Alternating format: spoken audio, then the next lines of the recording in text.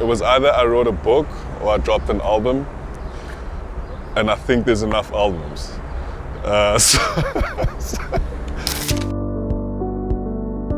My name is Lesedi Molefi, and I'm the author of Patient 12A, as well as a copywriter, a documentary filmmaker, and a photographer.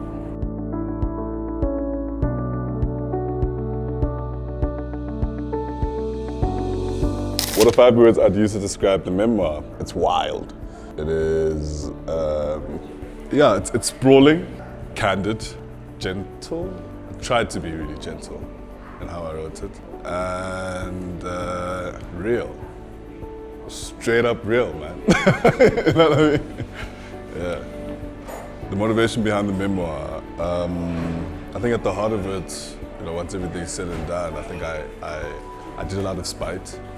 I wanted to I think in a lot of ways I just wanted to face off with the exact same enemy that my mom faced and win,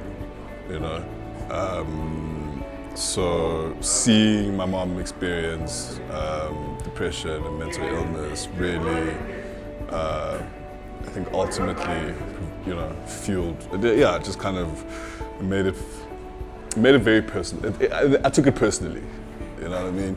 Because it affected my life in such a personal way, and so this is my response, And my uncle Tepo as well, struggled.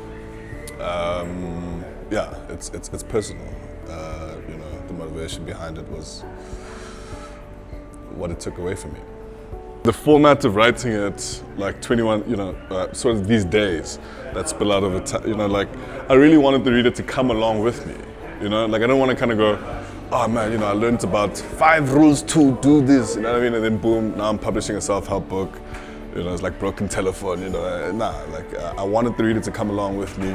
I wanted the reader to misunderstand things when I misunderstood things and find clarity when I found clarity, to kind of, go through that search with me as opposed to, writing a book where it feels like I already have the answers. I don't, but I really wanted the reader to come along with me as I was looking for them, for myself, and hopefully, there's tools along the way that the reader can then pick up for themselves.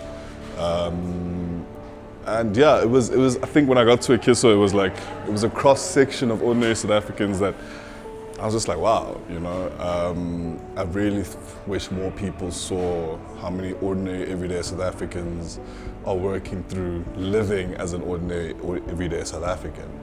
And I wanted the reader to kind of experience that with me. Private healthcare is expensive, quality healthcare. Private quality healthcare is expensive, and I thought, if there's a way, sorry Ekiso, but if there's a way to kind of, make some of the things that they teach and the tools available more widely accessible, it's worth a shot. So,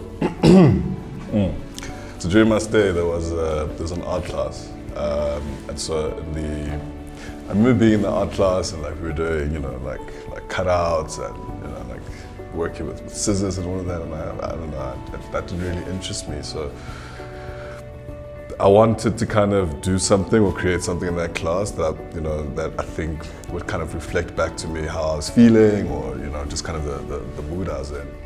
So basically I took a blank piece of paper and I took a black pen and I closed my eyes and I just started scribbling on the page. And, I think it took me about 7 minutes. I was just kind of it was almost meditative. I was just kind of, It took me a very long time, evidently 6 years, to figure out that I was done writing.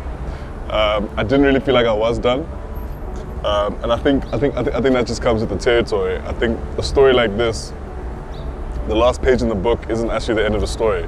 I'm still out here, so and the story continues. So it's interestingly. I mean, I think if I'd published 3 years ago, the book would have been different from what it is now. So I think as you also evolve as a person, some of the things matter more to you than others, and so the book also does change shape a little bit. But at some point, my publisher was like, "Lee,